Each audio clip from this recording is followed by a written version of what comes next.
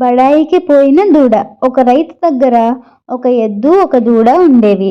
రైతు రోజూ పెందలాడే ఎద్దు దూడలను పొలాలకి తోలుకెళ్ళేవాడు. దూడను మేత మేయడానికి పొలం గట్టు వెంట వదిలేసేవాడు. ఎద్దుని నాగలికి కట్టేవాడు. ఎద్దు విశ్రాంతి అనేది లేకుండా చీకటి పడే వరకు పొలం దున్నేది. దూడేమో చెట్ల నీడలో కునుకు తీసేది. చెంగు చెంగున గంతులు వేస్తూ స్వేచ్ఛగా తిరిగేది. ఒకరోజు ఎద్దు దగ్గరకు వెళ్ళింది దూడ. నిన్ను చూస్తుంటే చాలా జాలి కలుగుతోంది ఎద్దు మామ. నిద్ర లేచిన దగ్గర నుంచి తిరిగి పడుకునే వరకు విరామం అనేది లేకుండా కష్టపడుతూనే ఉంటావు.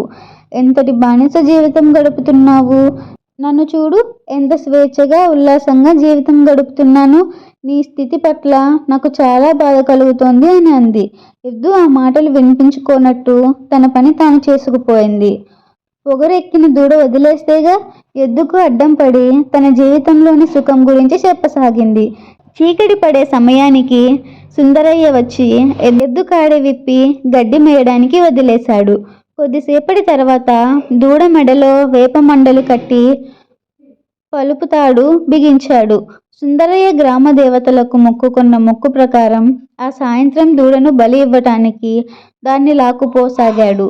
గింజుకుంటున్న దూడ దగ్గరకు వచ్చింది ఎద్దు. అల్లుడు, నా స్థితి చూసి గేలి చేశావు. నన్ను చూసి జాలిపడ్డావు. ఇప్పుడు చూడు నీకు ఎలాంటి గతి పట్టిందో.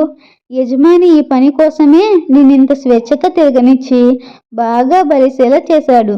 ఇప్పుడు చెప్పు, నీ పరిస్థితి మంచిదా నా పరిస్థితి మంచిదా అని అడిగింది ఎద్దు. జవాబు చెప్పలేని దూడ తల వంచుకొని యజమాని వెంట నడిచింది. అందుకే ఏ ఒక్కరిని ఎగతాళి చేయడం, మిడిసిపాటు పడటం తగదు అంటూ ఈ కథ ముగించాడు తాతయ్య.